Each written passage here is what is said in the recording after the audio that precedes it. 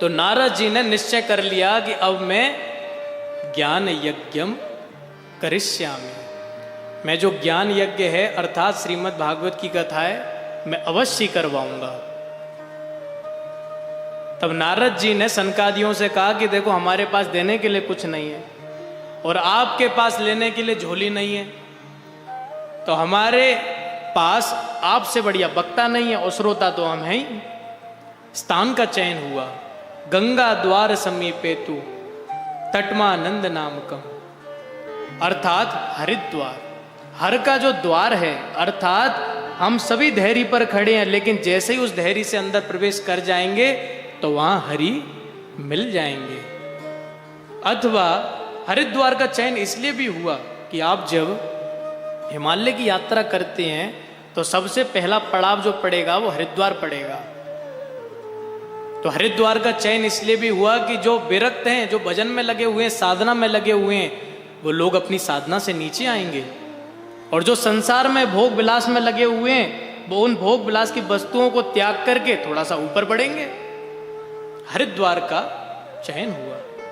वायु देवता को बुलाया और बुला करके कहा कि जाकर के सब जगह निमंत्रण फैला दो कि भागवत कथा का आयोजन होने के लिए जा रहा है। तो कुछ ही क्षण के भीतर इस धरती लोक पर ही नहीं ब्रह्म लोक तक चर्चा फैल गई कि भागवत की कथा होने के लिए जा रही है। बड़े बड़े महात्मा आए हैं, भृगु, वशिष्ठ, च्यवन, गौतम, परशुराम, देवल, देवरात।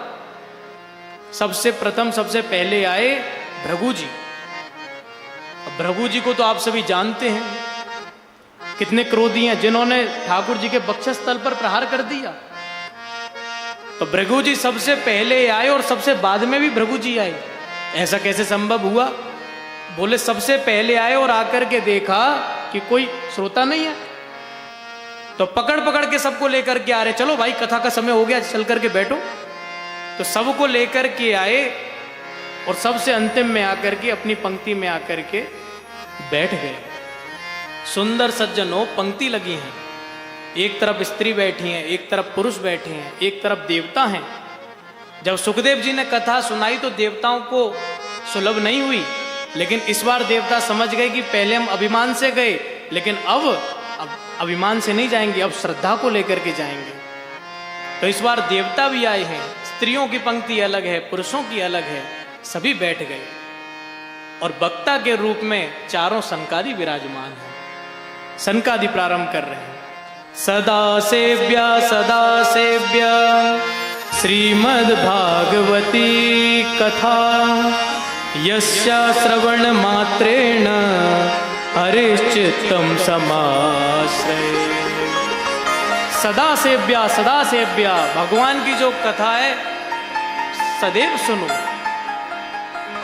यस्य श्रवण मात्रेण, इसको श्रवण करने से ही या मैं कहूं संकल्प मात्र से ही भगवान आपके चित्त में आकर के विराजमान हो जाते हैं। कैसी है ये कथा? भगवान की कथा एकमात्र ऐसी है जो मुक्तिदायन गर्जती, जो मुक्ति प्रदान करने के लिए गर्जना करती है। आप अनेक सत्कर्मों को करें, गंगा स्नान करें, गौदान करें, इसकी कोई गारंटी नहीं है। यद्यपि ये सत्य की मुक्ति होगी, लेकिन कब होगी ये पता नहीं है। लेकिन भागवत पुराण जो है वो मुक्तिदायन गर्जती, गर्जना करती है कि हम अगर कोई पूर्ण श्रद्धा से, विश्वास से 7 दिन की कथा सुन ले तो उसकी मुक्ति हो जाती है। जो मनुष्य जन्म लेने के बाद इस कथा को श्रवण नहीं करता, उसके लिए तो ऐसी ऐसी उपाधि दी है। ये भागवत जी की वाणी है, सनकादि कह रहे हैं कि उसका जन्म तो केवल माता को प्रसव पीड़ा देने के लिए हुआ है। वो सठ है जो मनुष्य जन्म लेने के बाद भी भगवान की कथा को श्रवण नहीं करता। कथा प्रारंभ भी हुई थी कि आश्चर्यजनक दृश्य सभी ने देखा। भक्ति महारानी कहाँ है? भक्ति महारानी है वृंदावन और कथा हो रही है हरिद्वार। और भक्ति महारानी अपने दोनों पुत्रों को लेकर के, जो वृद्ध पड़े थे, दोनों युवा रूप में प्रेरित हो गई और दोनों माता के साथ में नृत्य करते हुए हरिद्वार पहुंच गए। भक्ति सुतौ तौ तरुणौ गृहीत्वा प्रेमैकरूपा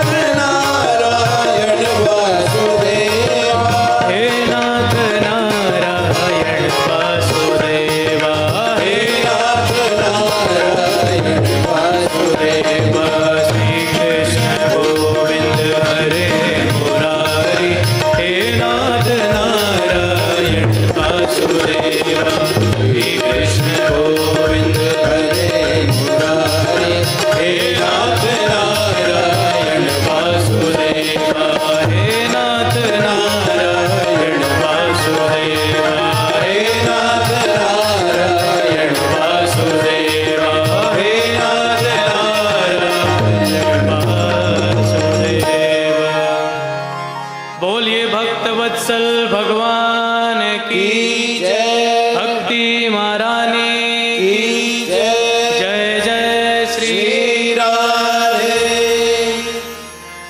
तो सज्जनों, भक्ति महारानी वृंदावन से कहाँ पहुंची? हरिद्वार। जहां जहां कथा होती है तो वहां हनुमान जी स्वयं कथा सुनने के लिए आते हैं। तो हनुमान जी का तो हम सभी ने सुना है, लेकिन जहां जहां कथा होती है वहां भक्ति अपने दोनों पुत्रों के साथ भी मूर्तिमान विराजमान होती है। जहां भक्ति होती है वहीं ज्ञान होता है। आप ज्ञान से भक्ति नहीं कर सकते, क्योंकि जहां ज्ञान आ जाता है वहां व्यक्ति अपनी बुद्धि लगाने लगता है। भक्ति तो जिसको मिली जब मिली वह केवल सरलता से मिली। सरल हो जाओ, सहज हो जाओ। जिस प्रकार बालक होता है ना, अबोध होता है, उसे ज्ञान नहीं होता। हमारे योगेश भैया का बालक बैठा हुआ है, उसे पता नहीं है कि क्या चल रहा है, लेकिन देखो, आप उसको देखोगे तो कितना बादशाह उमड़ पड़ेगा। उसकी छोटी छोटी चीजों को देख करके उस पर प्रेम आएगा। इसी प्रकार भक्त होते हैं, इसी प्रकार से सरलता और विनम्रता होती है। सरल लोग देखने में आपको ऐसे लगेंगे कि मूर्ख है, इसमें तो बुद्धि नहीं है, लेकिन ऐसे ही सरल व्यक्तियों को भगवान मिलते हैं।